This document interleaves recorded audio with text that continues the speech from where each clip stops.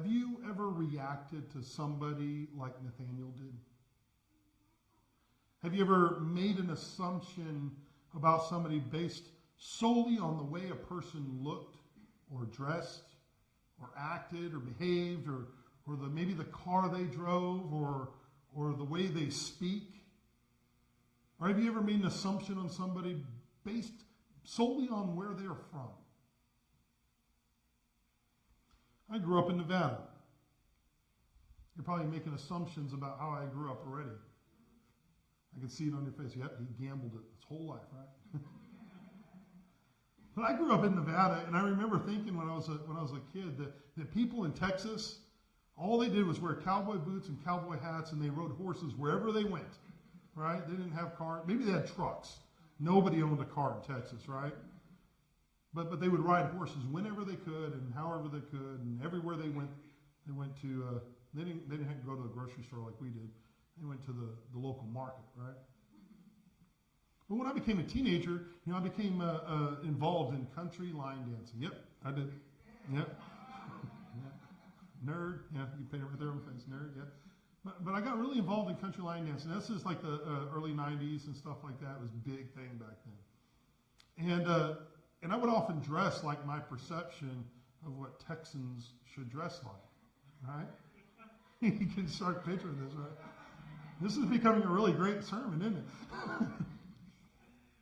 But I must say, when I came to Texas, I was a bit disappointed in you Texans.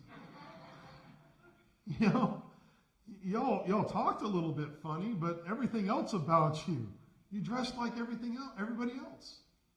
You dress like regular people. T-shirts and jeans and shorts and ball caps. Just regular people. And in fact, it seems like the only time that you dust off your boots and your cowboy hat is when rodeo's in town or when you're going out dancing, right? And maybe you dress in boots and cowboy hat all the time.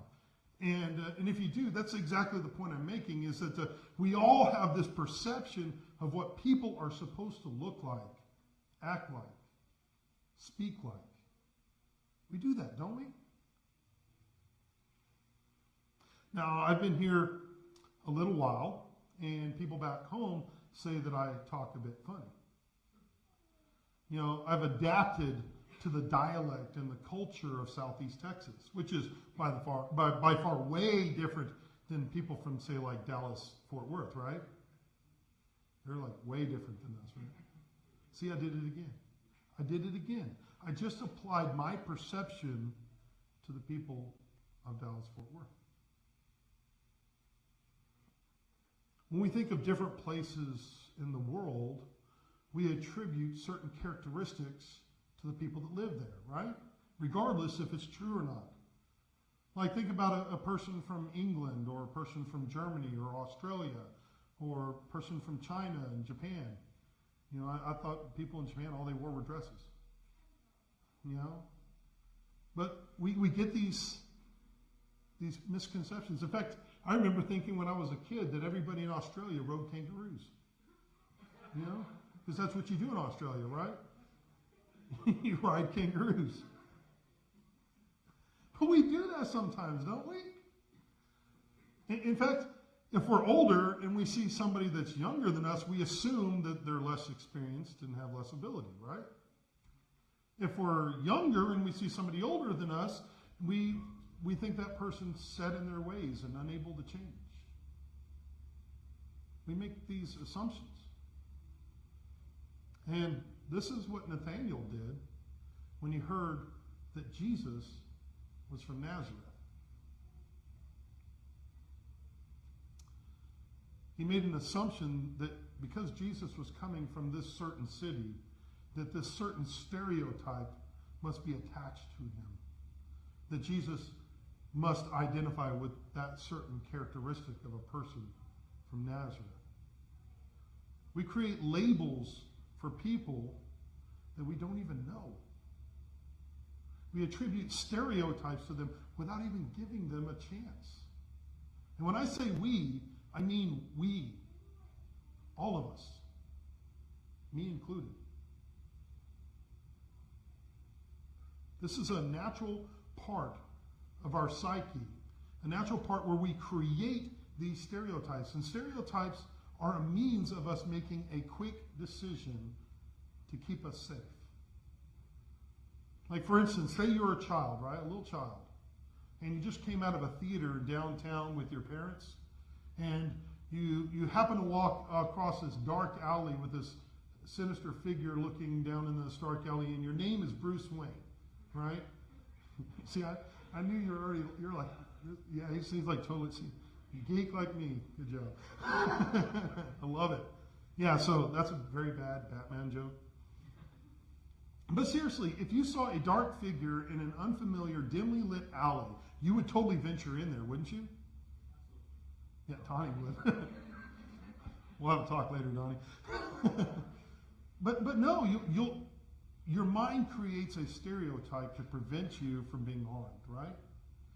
It's a natural part of who we are.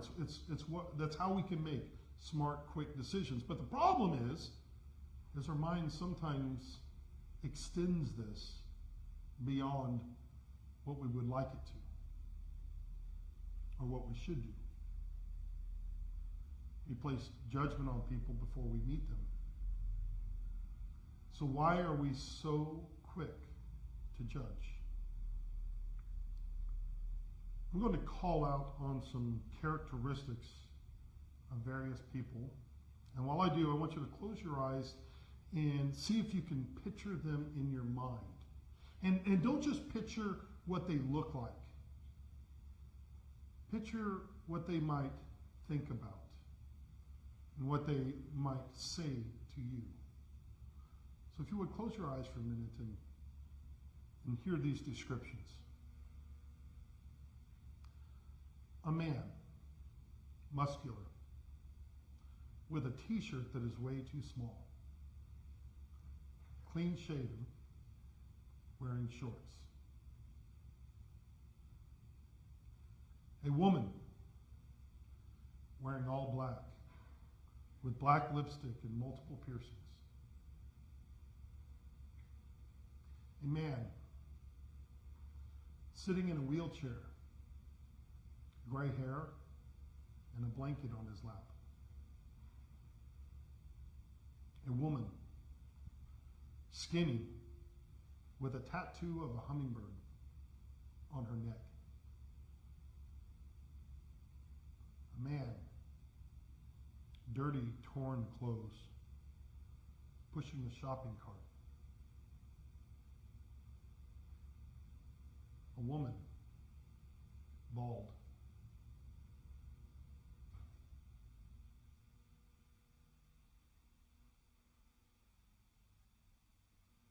Open your eyes. Now, you may have thought many things about these different people, but did you think that any of them were Christians? If you did, who did you think were Christians and why? And if you thought that some of them weren't Christians, who were they and why?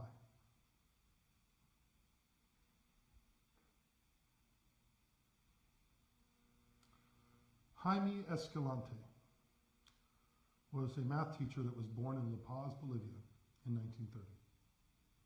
It's likely that you may have never heard of this man.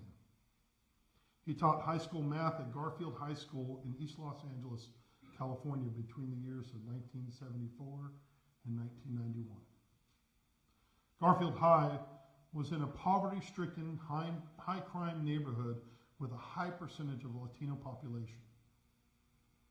Drugs and crime were present daily in school, and the faculty and staff had all given up on the students' ability to perform academically. I mean, what good can come out of East Los Angeles, right? Test scores continued to plummet, and support from the state was minimal. It seemed for the faculty a lost cause to put forth any real effort for these students. I mean, nothing good can come out of East Los Angeles, right? They'd be lucky if they'd be able to graduate at all, let alone see their 25th birthday. So what was the point? These students didn't stand a chance, so why bother investing any effort into them? I mean, nothing good can come out of East Los Angeles. When Escalante arrived at Garfield High in 1974, he saw the defeat on the faces of the faculty and staff. He looked at the students and saw them, instead of statistics, he saw them as people, and set out to make a change in the current system of just slapping duct tape on the ship to keep it afloat, and work to change the futures of these students and change the motivation of the faculty and staff.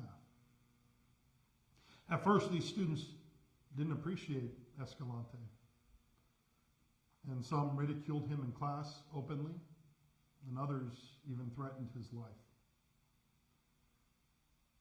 Escalante felt that his one life was worth trying to save as many as he could. He knew, though, that he needed a way to capture their attention. So he began to use props and humor to teach different mathematical principles. Eventually, the students regarded him more as an entertainer than a teacher, and actually began enjoying his class more and more. Little did they know, they were learning. When Escalante pulled a pop quiz on them, they all received good marks, and for once, they saw themselves in a different light. They saw themselves as successful. Escalante would continue to challenge these students, even teaching them college calculus. He would eventually encourage the students to take the California State AP Calculus exam. All 18 students passed the exam with high marks.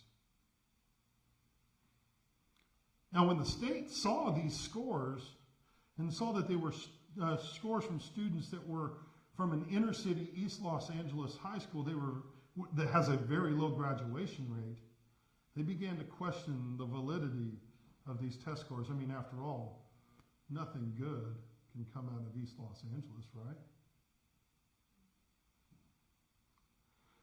They implemented an investigation on the scores and determined that the students had cheated on the exam. The students were crushed. Most were ready to just give up. But Escalante persuaded the Educational Testing Service to retest the students. But then Escalante needed to persuade the students to try again. I mean, that was harder than trying to convince the testing service, because, I mean, their hard work had just produced no fruit. But reluctantly, the students agreed. And they were retested by the Educational Testing Service, and once again, all 18 of them passed the exam, one of them receiving a near perfect score. But nothing good can come out of East Los Angeles, right? The next year, 31 students passed the AP Calculus exam. The year after that, 63 passed. The year after that, 77, and then 78, and then 87. But nothing good can come out of East Los Angeles, right?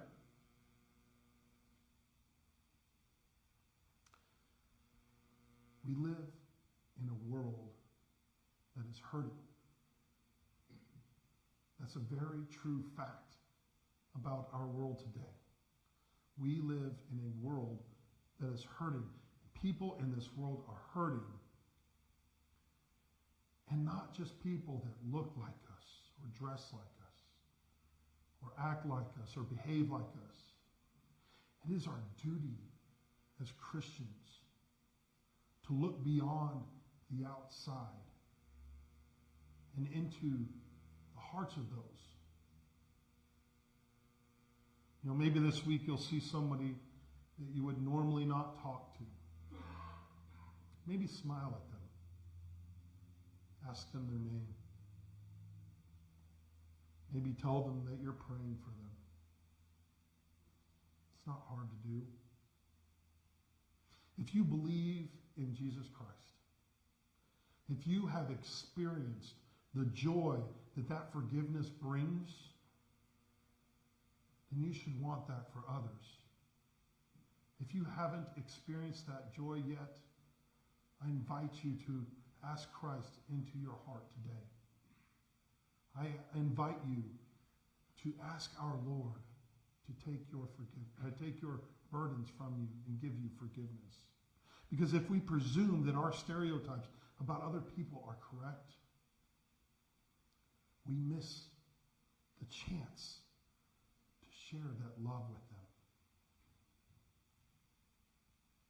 We miss the chance to change someone's life. You never know, that person from a place like Nazareth or East Los Angeles might change the world one day. Let us pray.